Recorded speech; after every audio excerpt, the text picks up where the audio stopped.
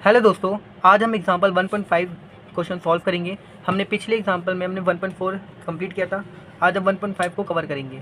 सबसे क्वेश्चन क्या कह रहा है, consider a simple pendulum having a bob attach to a string that oscillate under the action of the force of gravity. Suppose that the period of oscillation of the simple pendulum depends on its length, mass of the bob and acceleration due to gravity. Derive its explanation for its time period using the method of dimension analysis का use करके हमें जो period of oscillation है उसका हमें expression derive करना है। तो सबसे पहले देखो यहाँ पे कि एक बॉब है, ठीक है, एक सिंपल पेंडुलम है। तो सिंपल पेंडुलम यहाँ पे देखो कैसे दिखता है, ये जैसे कि इसका ये हैंडल है, ठीक है, और ये हमारा दिखता है ये सिंपल ये इसका बॉब, ठीक है। ये ऐसे करके ये रोटेट कर रहा है, यूँ करके, और ये यूँ ऐसे रोटेट कर रहा है, ये इस तरफ जा रहा है फिर इस तरफ जा रहा है, और इसका ये क्या, ये मीन पोजीशन है। देखो क्वेश्चन पर आते हैं। क्वेश्चन हमसे कह रहा है कि देखो ये जो ये देखो पीरियड ऑफ ऑक्सीलेशन है, ये डिपेंड कर रहा है लेंथ पर और मास ऑफ द बॉब पर और एक्सेलरेशन ड्यू टू ग्रेविटी पर। तो यहाँ पे देखो टाइम, हमें पीरियड ऑफ टाइम निकालना है। तो ये जो टाइम है ये डिपेंड किस पे कर रहा है, ये डिपेंड कर रहा है हमारे पे लेंथ पर, और किस पे डिपेंड कर रहा है, एक्सेलरेशन ड्यू टू ग्रेविटी यानी कि जी पर, और किस पे डिपेंड कर रहा है, और मास पर, ठीक है। अब यहाँ पे क्या करते हैं, इनकी जो पावर है उसको हम एक्स वाई जेड हम एज्यूम करते हैं, तो एक्स वाई और जेड, ठीक है। अब हमें क्या देखो, हमें टाइम का हमें डायमेंशन एनालिसिस यूज़ करके हम इसका एक्सप्रेशन डिराइव करनी है। तो सबसे पहले इसको हमें हटाना पड़ेगा, ये है हमारा डायरेक्शनल प्रोपोर्शनल का साइन। तो इसके जब हम इक्वल साइन लगाएंगे तो हमें कांस्टेंट लगाना पड़ेगा, और कांस्टेंट क्या होता है, हम के लगाते हैं, ठीक है, इस डायमेंशन एनालिसिस में, ठीक है। अब यहाँ पे देखो लेंथ एक्स, जी यहाँ पे वाई, और एम यहाँ पे जेड, हमने सिंपल इतने इतना किया। अब यहाँ पे देखो ये क्या है, टाइम, ठीक है। अब इस टाइम को हम डायमेंशनल फॉर्मूले के फॉर्मूले लिख लेते हैं। तो टाइम में देखो मास नहीं है तो यानी कि एम यहाँ पे जीरो है, टाइम में यहाँ देखो लेंथ भी नहीं है तो यहाँ पे लेंथ भी जीरो है, और टाइम में देखो टी है यानी कि यहाँ पे टाइम 1 है, ये हमने यहाँ पे लिख लिया के। अब उसके बाद देखो लेंथ है, तो लेंथ का डायमेंशन फॉर्म में क्या होगा, लेंथ ही होगा, तो यहाँ पे एक्स। अब यहाँ पे देखो जी, एक्सेलरेशन ड्यू टू ग्रेविटी। तो सबसे पहले यहाँ पे इसका डायमेंशनली फॉर्मूला निकाल लेते हैं। देखो फोर्स होता है यहाँ पे मास इंटू एक्सेलरेशन। तो एक्सेलरेशन क्या है यहाँ पे ग्रेविटी है, ठीक है, तो मास इंटू यहाँ पे एक्सेलरेशन ड्यू टू ग्रेविटी। अब यहाँ पे देखो फोर्स और ये मास यहाँ पे डिवाइड में चले जाएगा, तो ये हो जाएगा ग्रेविटी के इक्वल। अब फोर्स का यहाँ पे डायमेंशनली फॉर्मूला क्या होता है, m1 L1 T-2, ठीक है, और यहाँ पे डिवाइड में क्या है, मास, तो मास यानी कि m1, ठीक है। अब m1 से यहाँ पे m1 यहाँ पे कैंसिल हो जाएगा, ठीक है, और यहाँ पे g का क्या आ जाएगा, यहाँ पे L1 T-2, यहाँ पे g का आ जाएगा यहाँ पे L1 T-2। और यहाँ पे देखो m0 लगा सकते हैं, कोई दिक्कत नहीं यहाँ पे, बट यहाँ पे मैं L1 T-2 ही लिख रहा हूँ। तो यहाँ पे देखो g की जगह मैं क्या लिख दूंगा, ये, तो L1 T-2, ठीक है, और इसकी पावर क्या है, y, और यहाँ पे देखो मास, तो मास का तो मास ही रहेगा, ठीक है, और इसकी यहाँ पे z, L0 T1, इसको हमने एज इट इज लिख दिया, k, और यहाँ पे Lx, और यहाँ पे देखो L1 इसको मल्टीप्लाई करेंगे तो यहाँ पे आ जाएगा 1 इंटू वाई, वाई, और t और -2 मल्टीप्लाई y, ये हो जाएगा हमारा -2y, ठीक है, और यहाँ पे आ जाएगा m, और इसको हम सॉल्व करेंगे, यहाँ पे z आ जाएगा। अब इसको सॉल्व करते हैं, तो यहाँ पे इसको एज इट इज लिख देंगे m0 L0 T1, ठीक है। अब यहाँ पे k, इसको ब्रैकेट को खोल देते हैं, तो यहाँ पे Lx, और यहाँ पे देखो यहाँ पे मल्टीप्लाई करते हो तो लेंथ इंटू लेंथ, ठीक है, तो यहाँ पे पावर क्या हो जाएगी, प्लस हो जाएगी, तो यहाँ पे x और यहाँ पे प्लस y, क्योंकि पावर क्या है, y है, और यहाँ पे क्या आएगा, देखो t -2y, और यहाँ पे m, और इसकी पावर क्या है, z, ठीक है। हमने power x y z assume किया था। अब सिंपल यहाँ पे क्या करना है, हमें कंपेयर करना है, ठीक है, सेम टर्म से, जैसे कि मास को मास से कंपेयर करेंगे।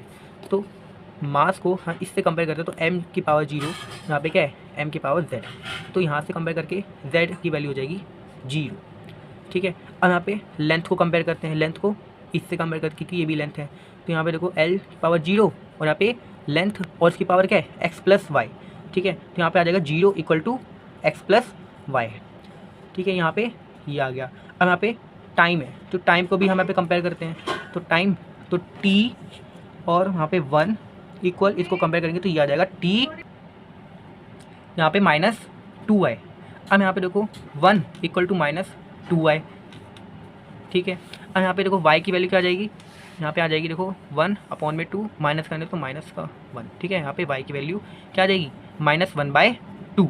अब इस y की वैल्यू को हम इसमें पुट कर देते हैं, और यहाँ पे x की वैल्यू निकाल लेते हैं। तो यहाँ पे देखो 0 equal to x plus y था, है ना। अब x और इसकी जगह हम y की जगह ये लिख देते हैं, तो -1/2, यहाँ पे 0 था, तो यहाँ पे x की वैल्यू क्या आ जाएगी, प्लस का 1/2, ठीक है। तो यहाँ पे देखो x की वैल्यू भी निकल गई, y की वैल्यू भी निकल गई और z की वैल्यू निकल गई। अब इन तीनों की वैल्यू को हम इसमें पुट कर देते हैं, किसमें, इसमें पुट कर देते हैं, ठीक है। तो यहाँ पे देखो मैं पहले इसको लिख देता हूँ, ठीक है, कि कंफ्यूजन ना रहे। तो लेंथ और इसकी पावर x, g और इसकी पावर y, m और इसकी पावर z, ठीक है। अब यहाँ पे k तो कांस्टेंट है। अब यहाँ पे लेंथ और इसकी पावर x है और x की वैल्यू क्या आई है 1/2, तो 1/2। यहाँ पे g और y के यहाँ पे -1/2 और यहाँ पे m और z क्या है 0, तो यहाँ पे इसकी पावर 0। अब सिंपल इसको सॉल्व करना ही रह गया, तो k यहाँ पे देखो लेंथ की पावर हाफ है, 1/2 है, तो जब भी किसी की पावर 1/2 होती है ना, जैसे यहाँ पे a की पावर 1/2 है, तो इसका होता है a अंडर रूट हो जाता है, ठीक है। इसको हम अंडर रूट में लिखते हैं, तो यहाँ पे हो जाएगा अंडर रूट लेंथ, ठीक है। अब सिंपल यहाँ पे देखो g, अब इसकी पावर नेगेटिव में है, तो पहले इसको पॉजिटिव करना पड़ेगा, और हमें पता है जब भी हम किसी भी पावर को नेगेटिव से पॉजिटिव करते हैं तो उसका रेसिप्रोकल हो जाता है, तो इसका क्या हो जाएगा 1/g और इसका 1/2, ठीक है। इसका रेसिप्रोकल हो गया तो इसकी पावर पॉजिटिव हो गई। अब यहाँ पे देखो m यानी कि मास, इसकी पावर 0 है। अब किसी की पावर 0 होती है तो उसका आंसर क्या आता है 1 ही आता है, तो इसको मल्टीप्लाई करेंगे तो सेम यही रह जाएगा, ठीक है। अब इसको देखो k अंडर रूट l को ऐसे लिख देंगे मल्टीप्लाई। अब यहाँ पे देखो 1 और डिवाइड में g और इसकी पावर 1/2 है, तो सेम यहाँ पे अंडर रूट g आ जाएगा, ठीक है। अब सिंपल यहाँ पे देखो k रूट l को इससे 1 से मल्टीप्लाई करेंगे तो रूट l आ जाएगा और डिवाइड में क्या आ जाएगा रूट g, ठीक है। अब यहाँ पे देखो k, देखो दो अंडर रूट है, इसको हम कॉमन लेते हैं, ठीक है, तो l और अपॉन g, इसको हमने सिर्फ एक ही अंडर रूट में लिख लिया, और ये किसका था, ये था टाइम का, ठीक है। एक्सप्रेशन क्या आ गया, ये आ गया constant k under root l/g। अब इस कांस्टेंट k की वैल्यू को हम डिफाइन नहीं कर सकते, इसकी एक लिमिटेशन होती है, बट इसका एक्सप्रेशन जो होगा वो यही होगा, और हमें क्वेश्चन में भी एक्सप्रेशन डिराइव करने को बोला था पीरियड ऑफ टाइम की, तो हमारा आंसर ये आया। एक बार मैं इसको दोबारा समझा देता हूँ हमने इसको कैसे किया। देखो हमें क्वेश्चन में बोला था पीरियड ऑफ टाइम का हमें एक्सप्रेशन डिराइव करना है, ठीक है, और यहाँ पे हमें ये टाइम दे रखा, टाइम हमें किस पे डिपेंड था, यहाँ पे लेंथ g और यहाँ पे m, ठीक है। इसकी पावर हमने x y z हमने अज्यूम किया था, ठीक है। हमें a b c भी हम अज्यूम कर सकते हैं। और यहाँ पे देखो ये हमने सिंपल पेंडुलम का यहाँ पे डायग्राम बनाया था, ठीक है। सिंपल यहाँ पे हमने कुछ नहीं किया, देखो टाइम और इसको डायरेक्टली प्रोपोर्शन को इक्वल में कर दिया, और जब भी हम इक्वल करते हैं तो k हमारा कांस्टेंट आता है और उसको एज इट इज लिख दिया। अब सबके हमने डायमेंशनली फॉर्मूले लिखे, ठीक है, जैसे यहाँ पे g का हमने यहाँ से डायमेंशनल फॉर्मूला निकाला, ठीक है। फिर हमने स्टेप बाय स्टेप को सॉल्व किया, ठीक है। फिर हमारा एक्सप्रेशन कुछ ऐसा आया। अब हमने तीनों टर्म्स को हर एक टर्म्स को हमने कंपेयर किया, तो हमने कंपेयर करने पर हमने z और यहाँ पे y और यहाँ पे x की वैल्यू यहाँ पे हमने निकाल दी, और फिर जो x y z की वैल्यू थी हमने इस एक्सप्रेशन में, इस इक्वेशन में हमने इसको पुट कर दिया, और पुट करने के बाद हमने इसको थोड़ा बहुत सॉल्व किया, तो हमारा आंसर यहाँ पे फाइनली यहाँ पे टाइम हमारा k अंडर रूट l/g आ गया, ठीक है। तो इस तरीके से हमने सॉल्यूशन को हमने अटेम्प्ट किया। तो आई होप आपको ये समझ में आया होगा, ठीक है। मुझे पता है थोड़ा सा लेंदी है, बट इसको हम स्टेप बाय स्टेप इसको करेंगे तो ये थोड़ा सा हमारे लिए ईजी पड़ जाता है। और ये जो क्वेश्चन है ना, ये हर बार हमारे एग्जाम में आते हैं, बट हम इसको इग्नोर कर देते हैं, ठीक है। तो आई होप आपको ये समझ में आया होगा। अगर समझ में आया है तो वीडियो को लाइक कीजिए, चैनल को सब्सक्राइब कीजिए, और कोई भी डाउट हो तो कमेंट सेक्शन में ज़रूर पूछिएगा।